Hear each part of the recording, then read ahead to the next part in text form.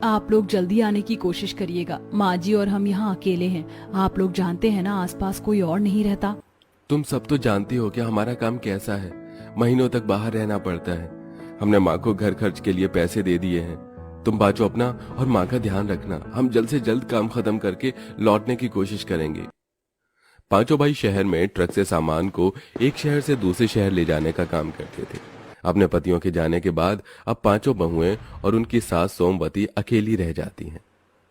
ये लोग तो चले गए, लेकिन धोने के लिए इतने सारे कपड़े छोड़ गए और आज तो ढेर सारे बर्तन भी पड़े हैं। हम लोग बर्तन लेकर नदी किनारे जा रहे हैं, तुम लोग भी कपड़े लेकर आ जाओ, आज काफी सारा काम करना है। इन पांचों बहू की झोपड़ी बिल्कुल नदी के पास ही बनी थी। जहां एक तरफ उनकी झोपड़ी के पास नदी थी तो वहीं दूसरी तरफ बड़ी बड़ी पहाड़ियां और नदी के बीच में ये पांचों बहुएं और उनकी सास रहा करती थी। पहले जब मुझे पता चला कि मेरा ससुराल ऐसी जगह पर है तो मुझे तो काफी टेंशन होने लगी कि मैं वहाँ पर कैसे रहूंगी, लेकिन अब तो यहाँ फायदा ही फायदा है। 4 कदम पर नदी है, आराम से घर के सारे काम हो जाते हैं और पहाड़ों की वजह से यहाँ आसपास काफी ठंडक भी रहती है, इसीलिए इस गर्मी के मौसम में भी हमें ज्यादा परेशान नहीं होना पड़ता। वही तो मैं सोच रही हूँ, क्यों ना आज खाने में कढ़ी चावल बना ले। काफी दिन हो गए कढ़ी चावल खाए हुए, जल्दी से काम खत्म कर कढ़ी चावल बनाते हैं। पांचों बहुएं गरीबी और झोपड़ी में ही सही लेकिन हंसी खुशी अपने दिन काट रही थी। ऐसे ही 1-2 हफ्ते गुजर जाते हैं। आज आसमान में काले बादल छाए हुए थे और मौसम भी काफी ज्यादा खराब था। जोर जोर से तेज हवाएं चल रही थी। मुझे लगता है आज बहुत जोरों का तूफान आने वाला है, मुझे तो बहुत डर लग रहा है। हाँ बहू, चलो घर के अंदर चलते हैं, ऐसे मौसम में बाहर रहना ठीक नहीं है।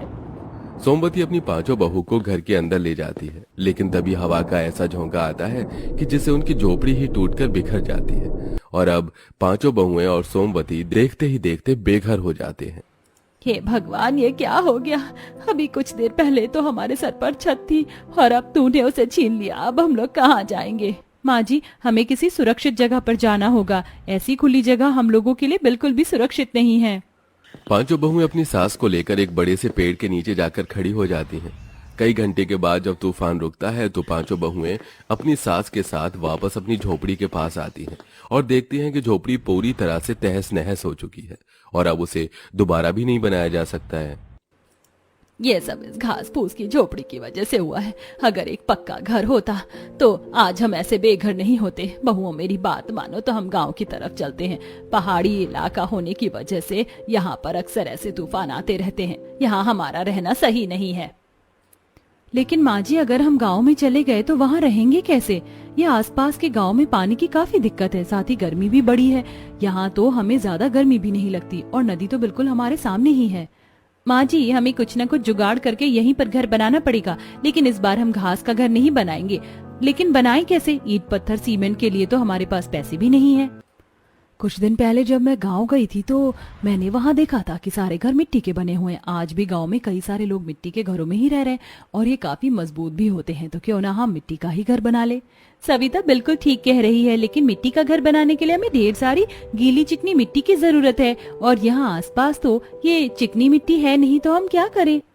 हमारी आंखों के सामने ही नदी है और तुम कह रही हो यहाँ गीली मिट्टी नहीं है। तुम्हें याद है ना, जब भी हम नदी किनारे कपड़े धोते हैं तो कैसे मिट्टी की वजह से हमारे सारे कपड़े ज्यादातर गंदे हो जाते हैं। हम नदी से ही मिट्टी निकालते हैं और उसी से ही घर बनाते हैं। आंचल ठीक कह रही है, लेकिन नदी से यहाँ तक मिट्टी लाने में काफी समय लगेगा। एक काम करते हैं, हम लोग बिल्कुल नदी के करीब ही घर बनाते हैं तो हमारे लिए आसान होगा। अपनी उस टूटी फूटी झोपड़ी के अंदर से अपनी जरूरत का सामान निकाल कर अब बड़े बड़े बर्तन और बाल्टी में वो पांचों बहुएं नदी से गीली मिट्टी भरती हैं। तो भाई सोमवती भी उनकी मदद करती है, जिसके बाद अब पांचों बहुएं गीली मिट्टी से धीरे धीरे करके अपने घर बनाने की शुरुआत करती हैं। मुझे तो लगा था कि मिट्टी का घर बनाना ज्यादा मुश्किल नहीं होगा, लेकिन यहाँ तो एक दीवार बनाने में ही मुझे मेरी नानी याद आ गई। मिट्टी के घर को बनाने में तकरीबन हमें 3 से 4 दिन का समय तो लगेगा ही। मेहनत करेंगे तभी हमें फल मिलेगा। पांचों बहुएं अपनी सास के साथ दिन रात मेहनत करती हैं और आखिरकार 3 से 4 दिन के अंदर ही उन लोगों का एक मिट्टी का घर बनकर तैयार हो जाता है और सूखने के बाद अब वो घर काफी ज्यादा मजबूत होता है। देखा माँ जी, हमारा मिट्टी का घर कितना ज्यादा सुंदर है और मजबूत भी है। उसके अंदर कितनी ज्यादा ठंडक भी है। अब चाहे कितनी भी तेज हवाएं क्यों न चले, लेकिन हमारा घर टस से मस नहीं होगा। तुम पांचों ने तो कमाल कर दिया। अब तो हम यहाँ आराम से रह सकते हैं। ऐसे ही कुछ दिन गुजर जाते हैं। सभी बहुएं जहां घर के कामों में लगी होती हैं, तो वहीं सविता आंचल के साथ मिलकर उसे गीली मिट्टी से थोड़े से बर्तन बना रही थी, जिसे देख अरे, ये तुम दोनों मिट्टी से बर्तन क्यों बना रही हो? घर में तो बर्तन है ना। हम लोगों ने सोचा मिट्टी के भी थोड़े बहुत बर्तन बना ले। वो क्या है ना, मिट्टी के बर्तन में बना हुआ खाना काफी ज्यादा अच्छा लगता है।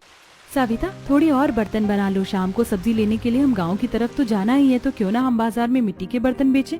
गांव होने के बावजूद भी गांव के सारे लोग स्टील के बर्तनों का ही इस्तेमाल करते हैं। आज हम गांव के लोगों को ही मिट्टी के बर्तन बनाकर बेचेंगे। क्या पता इससे हमारी बिक्री हो जाए। सभी को माया का आइडिया काफी ज्यादा अच्छा लगता है, जिसके बाद अब सविता और आंचल मिलकर और भी ढेर सारे मिट्टी के बर्तन बनाते हैं और उन्हें बाजार ले जाकर बेचते हैं, जहां पर लोग उनकी मिट्टी के बर्तन खरीदते भी हैं और उनके बर्तन भी काफी अच्छे होते हैं। देखा, मैंने कहा था ना कि लोग मिट्टी के बर्तन जरूर खरीदेंगे। लोगों ने मिट्टी के बर्तन खरीदे भी और हमारी कमाई भी कितनी अच्छी हो गई। और तुम लोगों को याद है ना, उस औरत ने क्या कहा था कि उसे एक बड़ी हांडी भी चाहिए। बाजार में कई सारे लोग मिट्टी के खेल खिलौने भी बनाकर बेच रहे थे। तो मैं सोच रही हूँ कि हम खेल खिलौने के साथ साथ और भी छोटी मोटी चीज बनाकर बेच सकते हैं, जैसे घर के सजावट के सामान। पहाड़ियों और नदियों के बीच में अपना मिट्टी का घर बनाने के बाद अब पांचों बहुएं मिट्टी के बर्तन, सजावट का सामान और खेल खिलौने बनाकर बेचती हैं, जिससे वो 2-4 पैसे कमाकर अपनी जरूरत के लिए जोड़ रही थी। ऐसे ही कुछ दिन गुजर जाते हैं। पांचों बहुएं नदी किनारे बने अपने मिट्टी के घर में काम कर रही होती हैं कि तभी वहां आसपास घूमने के लिए कुछ लोग आते हैं, जिसे देख सभी पति अपने पांचों बहू को बाहर बुलाती हैं। इन पहाड़ियों और नदी के बीच में कितना सुंदर मिट्टी का घर है। इन लोगों का क्या, आप लोग यहाँ अभी अभी आए हैं? नहीं, हम तो यहाँ काफी समय से रह रहे हैं, लेकिन हाँ, ये मिट्टी का घर हमने कुछ समय पहले ही बनाया है। वैसे आप लोग यहाँ घूमने के लिए आए हैं शायद। वो गर्मियों का मौसम है ना, तो अक्सर गर्मियों के मौसम में इस जगह पर काफी लोग घूमने के लिए आते हैं। हम लोग भी यहाँ घूमने के लिए आए हैं। घूमने आए सभी लोगों का पांचों बहुएं काफी अच्छे से स्वागत करती हैं और अब उन्हें अपने बनाए हुए मिट्टी के खिलौने, बर्तन वगैरह भी दिखाती हैं। ये मिट्टी के बर्तन तो काफी ज्यादा सुंदर है। मैं तो सोच रही हूँ 3-4 ले लूं, घर जाकर इनमें खाना बनाऊंगी। और ये खिलौने भी काफी ज्यादा अच्छे हैं। मेरी भाभी के बच्चों के लिए ले लेती हूँ, इन्हें देखकर काफी खुश हो जाएंगे। तगड़ी गर्मी पड़ते ही उन पहाड़ियों और नदी के आसपास काफी सारे लोग घूमने के लिए आते हैं, जिससे अब उन पांचों बहू को अपना सामान बेचने के लिए शहर जाने की जरूरत ही नहीं पड़ती और ये इन्हीं लोगों को अपना सामान बेचकर काफी पैसे कमाते हैं। थोड़े बहुत पैसे जोड़ते ही अब पांचों बहुएं उन्हीं मिट्टी के बर्तनों में मैगी, चाय और कुछ खाने पीने की चीजें बनाकर भी लोगों को बेचना शुरू कर देती हैं। पूरे दिन घर में ही क्यों ना 4-5 बार मैगी बनाकर खा लो, लेकिन पहाड़ी में ये मैगी और चाय की बात ही अलग होती है। सही कहा तुमने, सुबह से तीसरी बार खा रही हूँ मैं आपके यहाँ की मैगी। बहुत टेस्टी बनाते हैं आप लोग। जैसे जैसे दिन गुजरते हैं वैसे वैसे इन पांचों बहू को मुनाफा भी अब काफी ज्यादा बढ़ने लगा था। एक समय ऐसा आता है कि अभी सभी बहुएं इसी नदी किनारे एक मिट्टी का छोटा सा ढाबा बनाती हैं और खाने पीने की कई तरह की चीजें बनाकर बेचती हैं। और अब तो सिर्फ टूरिस्ट ही नहीं बल्कि आसपास के शहर के लोग भी इस गर्मी के मौसम में इन जगहों पर आने लगे थे। जैसे अब पांचों बहुएं दिन का काफी अच्छा पैसा कमाती हैं। तुम पांचों ने तो कमाल कर दिया। पहले तो यहाँ साल साल भर किसी इंसान को देखे हुए जमाना हो जाता था, लेकिन अब देखो पलक झपकते ही कितने सारे लोग यहाँ घूमने के लिए आ रहे हैं और हमें कितना फायदा भी हो रहा है। अगर माँ जी उस तूफान में हमारी घास की झोपड़ी नहीं टूटती तो हम इन पहाड़ियों और नदी के बीच ये मिट्टी का घर नहीं बनाते, तो आज ये सब नहीं हो पाता। सही कहा किसी ने कि भगवान जो करता है हमारे भले के लिए ही करता है। कुछ देर की तकलीफ देकर हमें जिंदगी भर का सुख दे देता है भगवान।